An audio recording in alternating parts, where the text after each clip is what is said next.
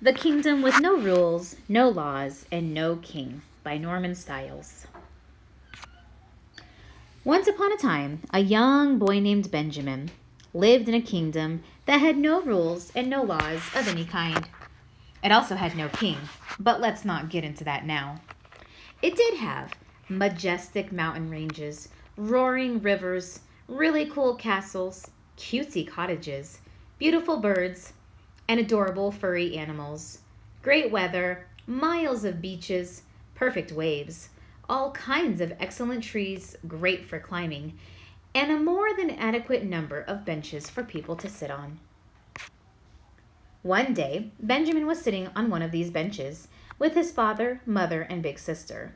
He was wearing a cowboy hat, and they were all eating chocolate ice cream cones. All of a sudden, a guy walked up to Benjamin, did a sort of silly dance, took Benjamin's cone right out from under his tongue, and ran off licking it. "Hey, that guy took my chocolate ice cream cone," Ben yelled. "I noticed," said his father, licking his own ice cream cone. "He made a nice move on you." "Guess he was in the mood for some chocolate ice cream, dear," said his mother sweetly. "You have to learn not to pay attention to silly dances when you're eating ice cream," his big sister said. Remember, this was a kingdom without rules or laws of any kind. So there were no rules or laws about taking ice cream cones that didn't belong to you. Benjamin still wanted more ice cream, so he reached over and took his sister's cone. She immediately and matter-of-factly snatched her mother's cone. Benjamin's father quickly gulped his ice cream down in one bite, just as Ben's mother was about to grab it. "Ha ha!" he said, with a big chocolate mustache dripping from his upper lip. Benjamin's mother sat thinking for a moment as Ben and his sister licked their ice cream very fast, keeping one eye on their mother. Then Benjamin's mother started to whistle and appeared to be about to scratch an itch on her head. Instead, she reached around her daughter, knocked Benjamin's ice cream cone out of his hand, up in the air, and caught it in her mouth. Benjamin sighed a very deep sigh and said to himself, "There's got to be a better way." His sister and his mother finished their ice cream cones. Then everyone put on their crash helmets, got in the car, and with Benjamin's mother at the wheel, the family headed home. Ben wore his cowboy hat on top of his helmet. There were no traffic laws of any kind. So, as their car approached the kingdom's main intersection, Benjamin's mother had a decision to make. If the light was red, she could stop if she felt like it, or she didn't have to if she didn't feel like it. If it was green, she could stop, or she could go if she felt like it. The light was green, and Benjamin's mother decided that she felt like going through it. Unfortunately, the person in the truck in front of her felt like stopping for the green light. Just before the car smashed into the rear of the truck, Benjamin thought to himself, "There's got to be a better way." The next thing he knew, he was hanging by one leg, upside down from a branch, near the top of a very, very tall tree. And there was not one of the trees in the kingdom that was great for climbing. Excuse me. And this was not one of the trees in the kingdom that was great for climbing. "They're going to need ladders and stuff to get me down," he thought to himself. He was going to be up there for a while, so he decided that the best thing to do was relax. He looked around and saw that his parents and his big sister were each hanging by one leg upside down in trees, as were lots of other people all around the intersection. Everyone looked relaxed and nobody was particularly peeved. That was because they were used to it. Most of the many automobile accidents in the kingdom, with no rules and no laws, resulted in people hanging by one leg, upside down in trees. As Benjamin swayed in the breeze, he could see a baseball field in the distance. A game was in progress, a game with no rules, of course. The players were doing whatever they felt like doing. Some were swinging bats, some were throwing balls, some were catching balls, some were running back and forth on the bases, bumping into each other. Some were helping the injured off the field. There was no score for some, and for others it was 12-6 or 165-125, and so on.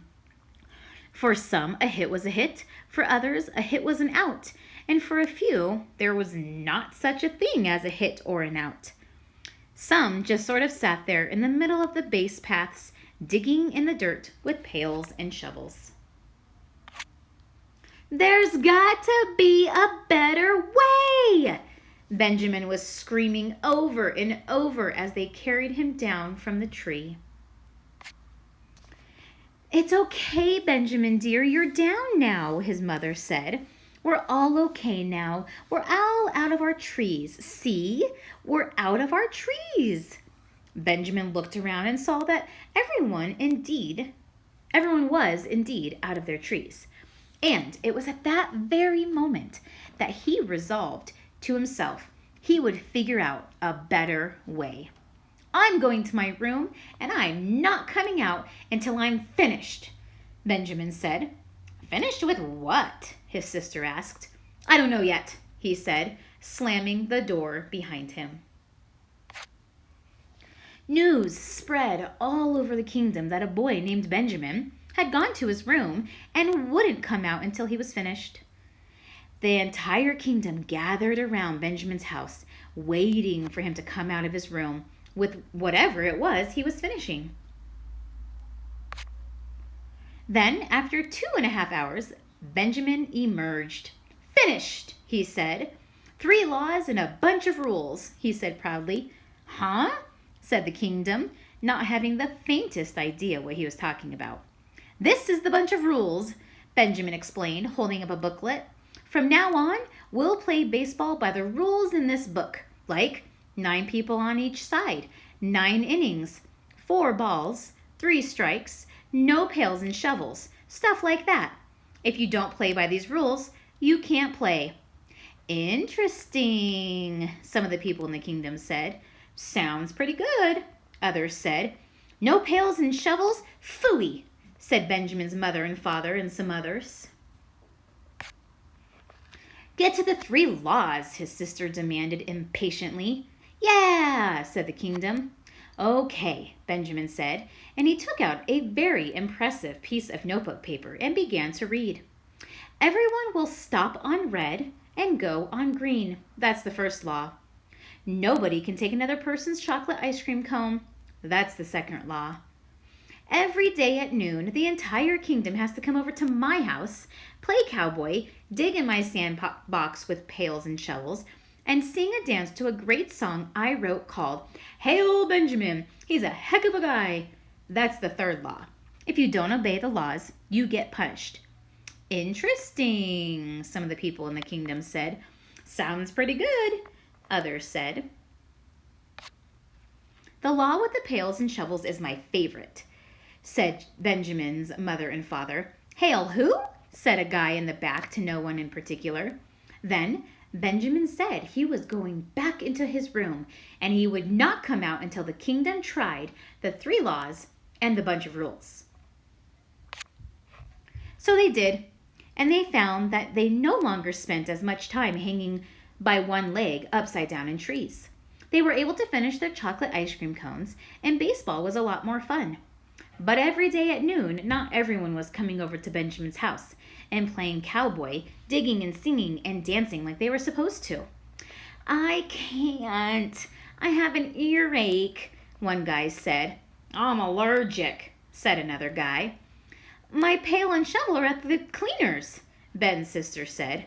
"Oh, yeah," said Benjamin. "Prove it. Show me doctor's notes and a pail and shovel cleaning ticket."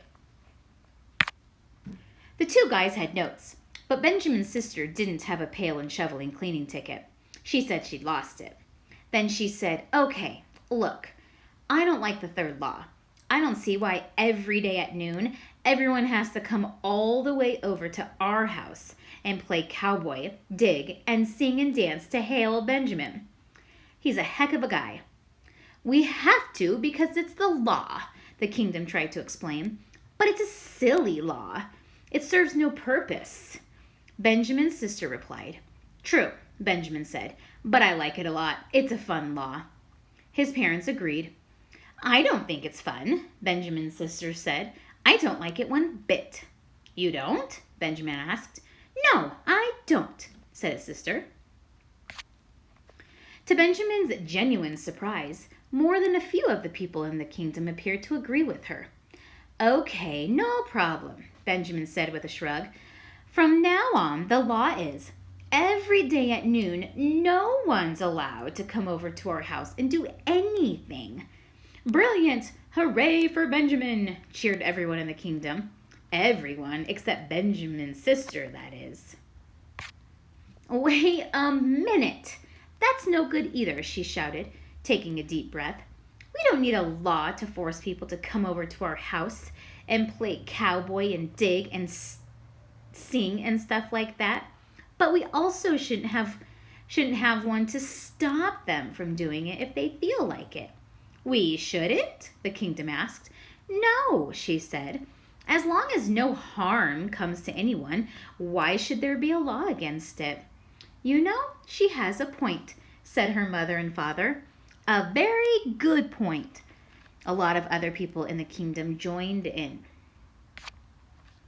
So, the kingdom kept the first and second laws and the bunch of rules, but got rid of the third law altogether. They also decided that from then on, all the people would be involved in making laws and rules because, after all, stuff like that was just too important to be left to some guy in a cowboy hat. Benjamin eventually became a very successful singing cowboy. His sister became senior partner of the kingdom's first law firm. His parents became umpires, and the kingdom that now had some laws and some rules lived lawfully ever after. It still had no king, but it's too late to get into that now. The end.